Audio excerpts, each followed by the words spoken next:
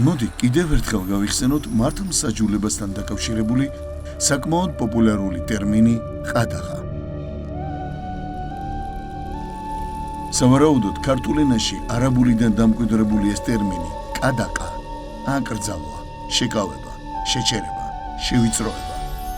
თანამედროვე იურიდიულ ენაზე პირის მიერ მისი კუთვნილი ქონებით სარგებლობის, მისი განკარგვის უფლების სრულ ან ნაწილობრივ შეზღუდვას, ან სახელმწიფოს სასარგებლოდ მის ჩამორთმევას გულისხმობს.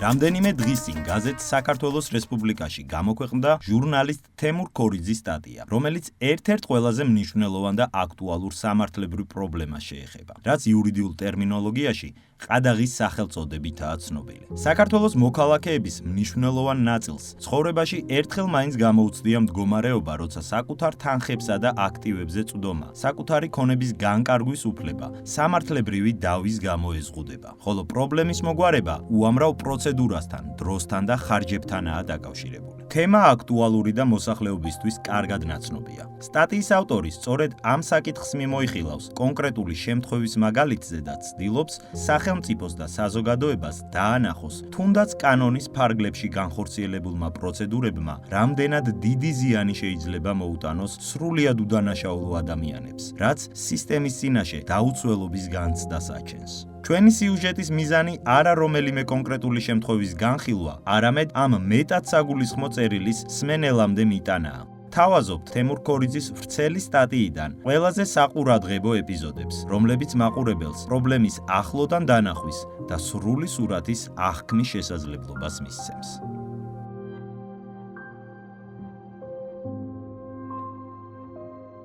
რამე რომ არ შემეშალოს, ნახოთ რას ამბობს ამის შესახებ საქართველოს სისხლის სამართლის საპროცესო კოდექსის 151 მუხლი.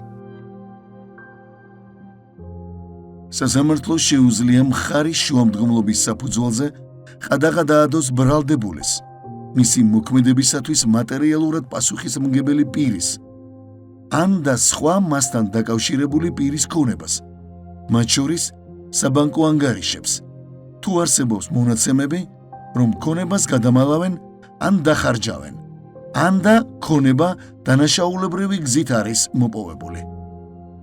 თუ არსებობს საკმარისი მონაცემები, რომ ეს კორუფციული, რეკეტული, ქურდული სამყაროს წევრის, კანონიერი ქურდის, ან საქართველოს სისხლის სამართლის კოდექსის 194 მუხლის მესამე ნაწილის გექვე პუნქტით გათვალისწინებული დანაშაულის ჩადენისთვის მსჯავრდებული პირის ქონებაა.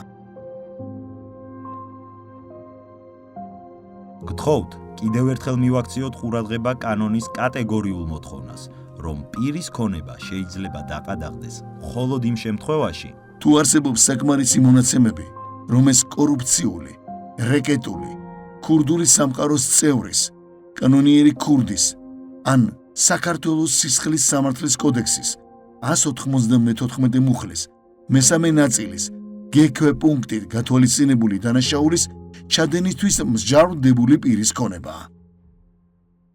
ყადაღის გამოყენების ზოგადი წესის სამომხმარებლო ენაზე ახსნის შემდეგ, ავტორი კანონით განსაზღვრული პროცედურების პრაქტიკულ ამბავს გვთავაზობს. შერჩეული მაგალითი ქართული საზოგადოებისთვის უკვე კარგად ცნობილ შემთხვევას უკავშირდება და აჩვენებს იმ პასუხისმგებლობას, რაც სახელმწიფოს თუნდაც მართლმსაჯულების წმინდათა წმინდა მიზნების მიღწევის პროცესში წარმოეშვება. მართლაც მნიშვნელოვანია, რომ თუნდაც გახმაურებული საქმის გამოძიების პროცესში ჭეშმარიტების დადგენის საფუძვლით სახელმწიფომ არ განახორციელოს ისეთი ქმედება, რაც დაუსაბუთებელ და არაპროპორციულ ზიანს მიაყენებს იმ მოქალაქეებს, რომლებსაც საქმესთან არანაირი შემხებლობა არ აქვთ. ამ მოსაზრების გადმოსაცემად თემურ ქორიძე ვაკეში მომხდარი მკვლელობის საქმეში ბრალდებული ძმები გიორგი და დავით მიქაძეების და მათი ოჯახის შემთხვევას განიხილავს, სადაც სახელმწიფო ბრალდების მოთხოვნით ყადაღა დაედო არა მხოლოდ ეჭვმიტანილების, არამედ მათი ოჯახის წევრების, მოხუცი მშობლების და კიდევ იმ პირების ქონებასაც, რომლებსაც ბრალდებულებთან ნათესაობა ან უბრალოდ ნაცნობ მეგობრობა აკავშირებდათ. პროკურატურის შუამდგომლობის საფუძველზე სასამართლომ დანაშაულში ეჭვმიტანილი ძმები დავით და გიორგი მიქაძეების გარდა დააყადაღა მათი მშობლებისა და შვილების, მათ შორის ერთი დიაბეტის მძიმე ფორმით დაავადებული ვაჟის ქონებები. არ ვამტკიცებ, რომ ყადაღის ინსტიტუტი საერთოდ არ უნდა არსებობდეს. მაგრამ თუნდაც ამ კონკრეტული საქმიდან გამომდინარე, როგორც ჩანს, მისი გამოყენებისას საჭიროა უდიდესი სიფრთხილე. ვერ გეტყვი თუ ფიქრია თუ არა ამაზე თბილისის საქალაქო სასამართლოს ყოვლად უაპელაციოდ რომ იზიარებს პროკურატურის მოთხოვნებს. რით უნდა იარსებონ, თქვათ მიქაძეების ოჯახის წევრებმა, რომლებსაც მშობლიურმა სასამართლომ უკლებლივ ყველა საარსებო გზა გადაუკეტა. ხომ არ არის ეს გადაწყვეტილება ბიძგი რაიმე კანონსაწინააღმდეგო ქმედებისკენ?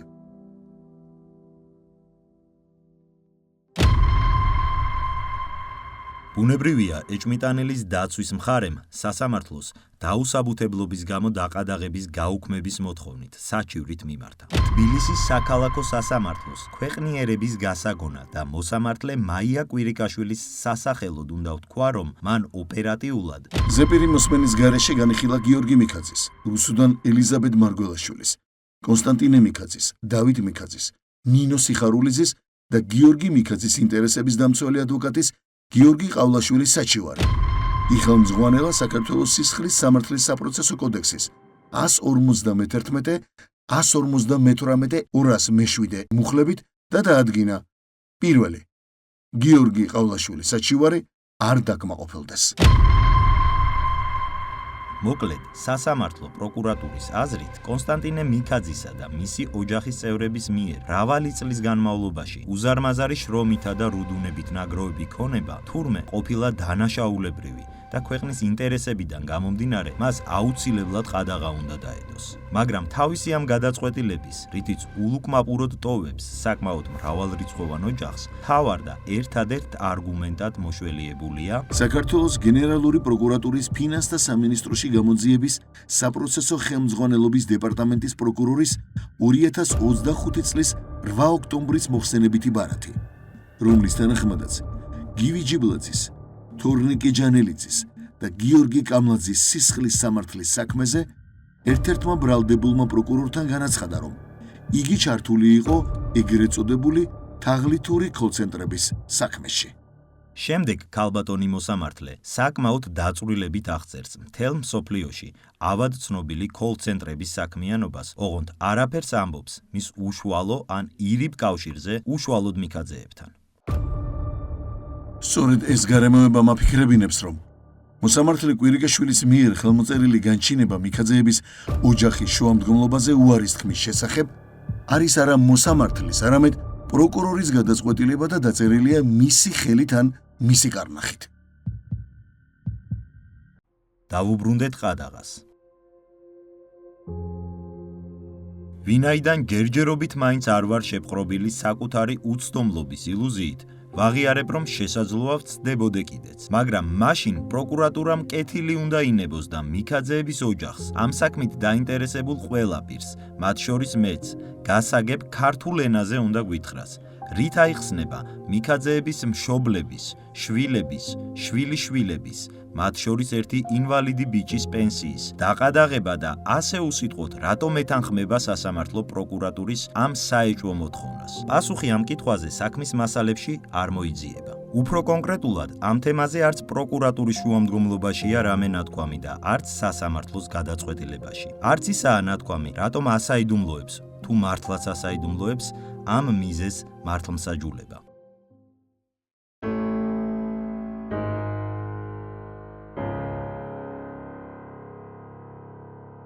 აქვე მინდოდა მომეშველიებინა საკმაოდ გახმაურებული ფაქტი იოსებ სტალინისა და მწერალ მიხეილ ზოშჩენკოს ურთიერთობის შესახებ.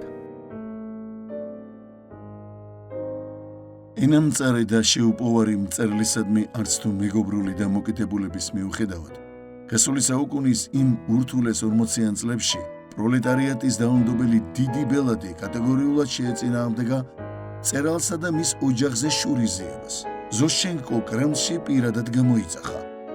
ლენინგრადის მწერალთა კავშირის უსაქციელობისთვის ბოდიში მოუხადა და საკვების ტალონებიც საკუთარი ხელი დაუბრუნა.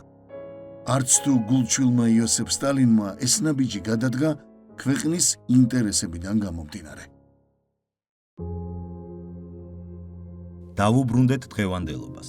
დაუშვათ მშობლიური პროკურატურა და სასამართლო ცამდე მართალია მიქაძეების წინაშე. მაშინ მოდივთ სადოთ, ვუპასუხოთ მარტივ კითხვას. რატომ არ დააყადაღა საქართველოს მართლმსაჯულებამ ასეულ მილიონობით სახელმწიფო ქონების გამფლანგველ მიმთვისებლისა და სხვა უამრავი საზარელი დანაშაულის ჩამდენი მიხეილ სააკაშვილის, მისი მრავალრიცხოვანი ცოლებისა და შვილების, დედა გიულის, სხვა ნათესავების უზარმაზარი ქონებები საქართველოში და მთელ მსოფლიოში. ამიტომ ვფიქრობ, რომ საქმე გვაქვს გამოძიების მიკერძოებულობასთან, ყადაღის შესახებ კანონის თვითნებურ ინტერპრეტაციასთან და თვითონ კანონის ხარვეზიანობასთან, რაც ამ თვითნებური ინტერპრეტაციის საშუალებას იძლევა.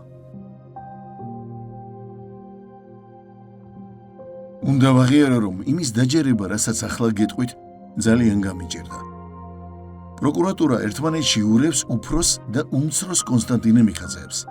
კერძოდ, 8 ნოემბერს პროკურატურის მიერ წარდგენილ სასამართლოს მიერ დამტკიცებულ და 13 ნოემბერს ახალი სასამართლოს მიერ კიდევ ერთხელ სრულად გაზიარებულ განჩინებაში ყადაღისტი პროკურორების რუდუნებით შედგენილ განსაკულაკებელთა 19 კაციან სიაში მითითებულია 1999 წელს დაბადებული კონსტანტინე მიქაძე, შვილიშვილი, ხოლო იქვე დასაყადაღებელი პირების ქონების აღწერისას სიაში 1958 წელს დაბადებული კონსტანტინე მიქაძე, პაპა, ფიგურირებს და სასამართლო ამას ვერ ამჩნევს. ძნელია არ დავეთანხმოთ სტატიის ავტორს. თუმცა არ იქნება სწორი ჩავთვალოთ, რომ ყადაღის გამოყენების სადავო პრაქტიკა მხოლოდ საქართველოს სამართლებრივი სისტემის პრობლემაა. საზოგადოება კარგადაა ინფორმირებული იმ უსამართლობის შესახებ, რაც ისეთი პერსონის თავს ხდება, როგორიც ბიძინა ივანიშვილია. სწორედ ამ ადამიანსა და უცხოურ ფინანსურ ინსტიტუტებს შორის მიმდინარე საერთაშორისო დავაც ნათელს ხდის, რომ 21 საუკუნეში, როდესაც დამალული ინფორმაცია პრაქტიკულად აღარ არსებობს, ვერაფერს განიზრახავ და დაგეგმავ ისე, რომ ამის შესახებ საჯაროდ არ გახდეს ცნობილი, ქვეყანაში ყველაზე დიდი გავლენების მქონე, ქველმოქმედებითა და მეცენატობით ცნობილი ადამიანიც კი შეიძლება გახდეს ავაზაკური ძარცვის სამიზნე. თან ისე, რომ საერთაშორისო სასამართლოების არაერთგზის მიღებული გადაწყვეტილებებიც არ აღმოჩნდეს უსაფუძვლოდ დაყადაღებული ქონების დაბრუნების გარანტია. და მაშინ, როცა ბიძინა ივანიშვილის ამბავმა პრაქტიკულად გაანადგურა შვეიცარიის ყველაზე ავტორიტეტული ბანკის წლობით ნაგროვები რეპუტაცია, შეგვიძლია წარმოვიდგინოთ, რამხელა ზიანს აყენებს უსამართლო ყადაღები ქართული მართლმსაჯულების იმიჯს. ამ საკითხს გამოქვეყნებულ სტატიაში თემურ ქორიძეც ეხება. რატომ ვერ ხედავს პროფესიონალი იურისტებით დაკომპლექტებული სასამართლო იმ ხარვეზებს, რასაც თვალის პირველი გადავლებისთანავე ხედავს არაიურისტი ჟურნალისტი. ყადაღის საქმის მასალები იძლევა იმ ვარაუდის საშუალებას, რომ გამამტყუნებელი განაჩენის გამოტანის შემთხვევაში არასაკმარისი არგუმენტაციის დაუსაბუთებლობის გამო საერთაშორისო სასამართლო გააუქმებს ქართველი კოლეგების გადაწყვეტილებას. ბუნებრივია, საქმის ამგვარი დასასრული უარყოფითად იმოქმედებს როგორც ქართული მართლმსაჯულების, ისე ზოგადად ქართული სახელმწიფოს ავტორიტეტზე საერთაშორისო მასშტაბით. მლანძღვრელ მოკრიტიკეები ხომ შინ და გარეთ უამისოდაც საკმარისზე მეტი გვყავს. ჩვენი სიუჟეტით შევეცადეთ საზოგადოებისთვის გვეჩვენებინა არაკეთილსინდისიერ ან გულგრილ დამოკიდებულებას, როგორ შეუძლია კანონიერი წესრიგისთვის შექმნილი ინსტრუმენტი უსამართლობის იარაღად აქციოს. რამდენად დაუცველი შეიძლება დარჩეს ერთი რიგითი ადამიანი ან ოჯახი სისტემის წინაშე და რამდენად დიდი პასუხისმგებლობაა მართლმსაჯულების აღსრულება ისე, რომ სახელმწიფოს ქმედებებმა შეუქცევადი ზიანი არ მოუტანოს უდანაშაულო მოქალაქეებს. მოსამართლეთა კორპუსი, რომელსაც ესმის ეს პასუხისმგებლობა და კანონის მოთხოვნებს მხოლოდ ფორმალური შინაარსით არ იყენებს, ადამიანების დაცვის მთავარი მექანიზმი და სამართლებრივი სახელმწიფოს განუყოფელი კომპონენტია.